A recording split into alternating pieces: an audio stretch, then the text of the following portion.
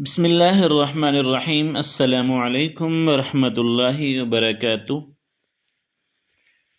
میں ہوں بلال احمد اور آپ دیکھ رہے ہیں ہمارا یوٹیوب چینل حافظ بلال 999۔ پیارے دوستو، ہم نے ایک سلسلہ شروع کر رکھا تھا سیرت النبی صلی اللہ علیہ وآلہ وسلم قدم بقدم۔ آپ صلی اللہ علیہ وآلہ وسلم کی جو ساری زندگی ہے اس کے کچھ خلاصے کو ہم نے قسط وار سلسلے میں بیان کرنے کی ایک ادنا سی کوشش شروع کی تھی۔ تو ہم نے پچھلی ویڈیو میں آپ صلی اللہ علیہ وآلہ وسلم کے بارے میں یہ بتایا تھا کہ آپ صلی اللہ علیہ وآلہ وسلم نے اپنے خاندان کے تمام لوگوں کو اور اپنی پھوپھی صفیہ کو بلا کر اسلام کی دعوت دی تھی۔ تو جب آپ صلی اللہ علیہ وآلہ وسلم نے سب لوگوں کو کھلے عام دعوت دی تو ابو لہب جو ہے آپ صلی اللہ علیہ وآلہ وسلم کی اس دعوت دینے کی وجہ سے غصے میں آیا اور ابو لہب نے آپ صلی اللہ علیہ وآلہ وسلم کو معاذ اللہ الفاظ کہے، ہلکت یا محمد لہذا جمعتنا، اے محمد آپ ہلاک ہو جائیں، کیا آپ نے ہمیں اس لیے جمع کیا تھا؟ تو ابو لہب کے یہ الفاظ کہنے کے بعد سارے لوگ وہاں سے چلے گئے تھے۔ اس کے بعد آپ صلی اللہ علیہ وآلہ وسلم کچھ عرصہ خاموش رہے۔ پھر حضرت جبرائیل علیہ السلام آپ صلی اللہ علیہ وآلہ وسلم کے پاس تشریف لائے اور انہوں نے آپ صلی اللہ علیہ وآلہ وسلم کو اللہ رب العزت کی جانب سے یہ پیغام سنایا کہ اللہ رب العزت کا جو حکم ہے، جو اسلام کی تبلیغ ہے، وہ پوری دنیا میں پھیلا دیں۔ تو آپ صلی اللہ علیہ وآلہ وسلم نے دوبارہ لوگوں کو جمع فرمایا اور ان کے سامنے یہ خطبہ ارشاد فرمایا، اللہ کی قسم جس کے سوا کوئی معبود نہیں، اور میں خاص طور پر تمہاری طرف اور عام طور پر سارے انسانوں کی طرف اللہ کا رسول بنا کر بھیجا گیا ہوں۔ اللہ کی قسم تم جس طرح جاگتے ہو اسی طرح ایک دن حساب و کتاب کے لیے دوبارہ جگائے جاؤ گے، پھر تم جو کچھ کر رہے ہو اس کا حساب تم سے لیا جائے گا۔ اچھائیوں اور نیک اعمال کے بدلے میں تمہیں اچھا بدلہ ملے گا اور برائی کا بدلہ برا ملے گا۔ وہاں بے شک تمہارے لیے جنت ہے اور وہ تمہارے لیے ہمیشہ ہمیشہ کے لیے ہوگی، یا تمہارے لیے جہنم ہے جو کہ ہمیشہ ہمیشہ کے لیے ہوگی۔ اللہ کی قسم اے بنی عبد المطلب، میرے علم میں کوئی ایسا نوجوان نہیں جو اپنی قوم کے لیے اس سے بہتر اور اعلیٰ چیز لے کر آیا ہو۔ میں تمہارے واسطے دنیا اور آخرت کی بھلائی لے کر آیا ہوں۔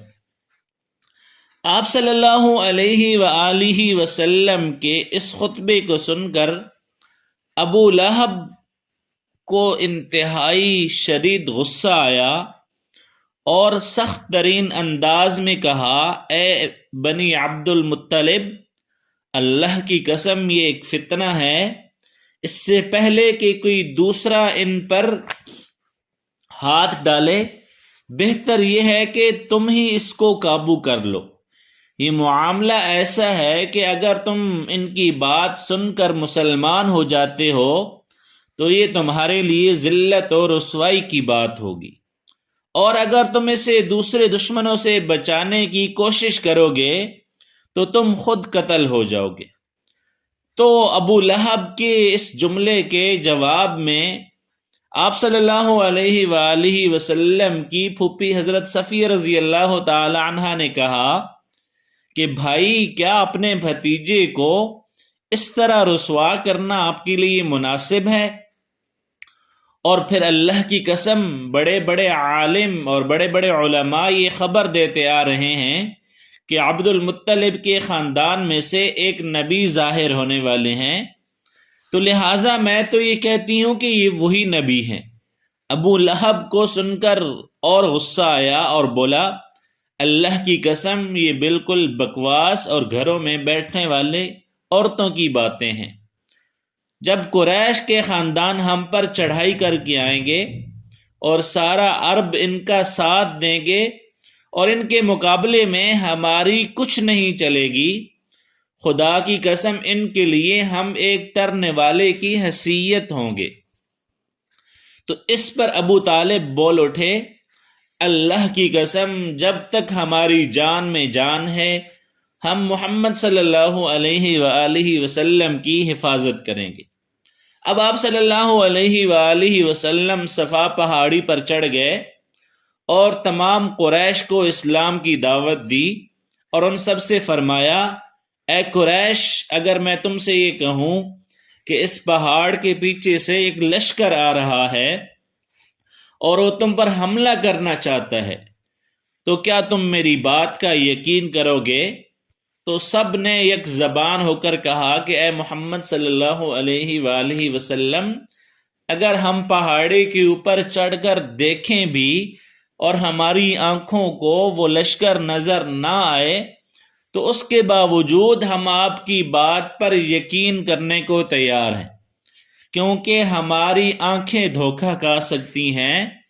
لیکن آپ کی زبان سے کبھی جھوٹ نہیں نکل سکتا۔ تو آپ صلی اللہ علیہ وآلہ وسلم نے فرمایا، اے قریش کے لوگوں، اپنی جانوں کو جہنم سے بچاؤ،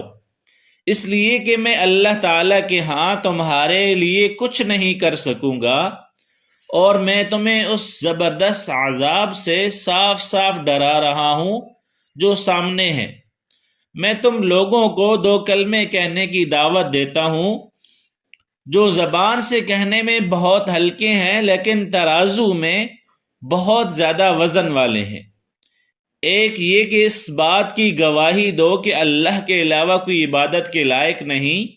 لا الہ الا اللہ، اور دوسرا یہ کہ میں اللہ کا رسول ہوں، محمد الرسول اللہ۔ تو آپ صلی اللہ علیہ وآلہ وسلم نے فرمایا کہ تم میں سے کون کون میری اس بات کو قبول کرتا ہے؟ آپ صلی اللہ علیہ وآلہ وسلم کے خاموش ہونے پر قریش میں سے کوئی بھی نہ بولا، تو آپ صلی اللہ علیہ وآلہ وسلم نے اپنی بات دوبارہ دہرائی۔ پھر آپ صلی اللہ علیہ وآلہ وسلم نے یہی بات تیسری دفعہ دہرائی، لیکن سب لوگ خاموش کھڑے رہے اور کسی نے آپ صلی اللہ علیہ وآلہ وسلم کی بات کا جواب نہیں دیا۔ اتنا ضرور ہوا کہ سب نے خاموشی سے آپ صلی اللہ علیہ وآلہ وسلم کی بات سن لی اور واپس چلے گئے۔ ایک دن قریش کے لوگ مسجد حرام میں جمع تھے، بتوں کو سجدہ کر رہے تھے۔ آپ صلی اللہ علیہ وآلہ وسلم نے یہ منظر دیکھا تو فرمایا، اے قریش کے لوگوں، اللہ کی قسم تم اپنے باپ ابراہیم علیہ السلام کے رستے سے ہٹ گئے ہو۔ آپ کی بات کے جواب میں قریش کے لوگ بولے کہ ہم اللہ کی محبت ہی میں بتوں کو پوجتے ہیں تاکہ اس طرح ہم اللہ کے قریب ہو سکے۔ افسوس کی بات یہ ہے کہ آج کل کے دن میں بھی بے شمار لوگ قبروں کو سجدہ کرتے ہیں یا بزرگوں کے ہاتھ پاؤں چھو رہے ہوتے ہیں اور ان کا خیال یہی ہوتا ہے کہ ہم ان کی وجہ سے اللہ کے قریب ہو سکتے ہیں، اور وہ پھر لوگ خود کو مسلمان بھی کہتے ہیں۔ تو آپ صلی اللہ علیہ وآلہ وسلم نے ان قریش مکہ کو یہ جواب دیا کہ اللہ رب العزت فرماتے ہیں کہ اگر تم مجھ سے محبت کرتے ہو تو میری پیروی کرو، قل ان کنتم تحبون اللہ فاتبعونی یحببکم اللہ، کہ اگر تم اللہ سے محبت رکھتے ہو تو میری پیروی کرو، اللہ تعالیٰ تم سے محبت کرنے لگیں گے اور تمہارے سب گناہوں کو معاف کر دیں گے۔ تو یہ سبق آج کے مسلمانوں کے لیے بھی ہے کہ اگر کوئی شخص یہ چاہتا ہے کہ وہ اللہ کا مقرب بن جائے تو وہ قبروں کو یا زندہ لوگوں کو سجدہ کرنے کے بجائے اللہ اور اللہ کے رسول کی اطاعت کرے تو انشاءاللہ وہ اللہ کا مقرب بن جائے گا۔ اب قریش کے لوگوں کو یہ بات ناپسند لگی، انہوں نے ابو طالب سے شکایت کی، ابو طالب تمہارے بھتیجے نے ہمارے معبودوں کو برا کہا ہے، ہمارے دین میں عیب نکالے ہیں اور ہمیں بے عقل کہا ہے، اور اس نے ہمارے باپ دادا تک کو گمراہ کہا ہے، اس لیے یا تو آپ ہماری طرف سے ان سے نمٹ لیں یا پھر آپ درمیان سے ہٹ جائیں، کیونکہ خود آپ بھی اسی دین پر چلتے ہیں جو ہمارا دین ہے، تو یہ آپ کے باپ دادا کے دین کے بھی خلاف ہیں اور ہمارے باپ دادا کے دین کے بھی خلاف ہیں، تو یا آپ خود ان سے نمٹ لیں یا آپ درمیان سے ہٹ جائیں، ہم ان سے نمٹ لیتے ہیں۔ تو ابو طالب نے نرم الفاظ میں جواب دے کر واپس بھیج دیا کہ اچھا میں ان کو سمجھاؤں گا۔ دوسری طرف اللہ رب العزت نے حضرت جبرائیل علیہ السلام کو آپ کی خدمت میں بھیجا۔ حضرت جبرائیل علیہ السلام نہایت حسین شکل و صورت میں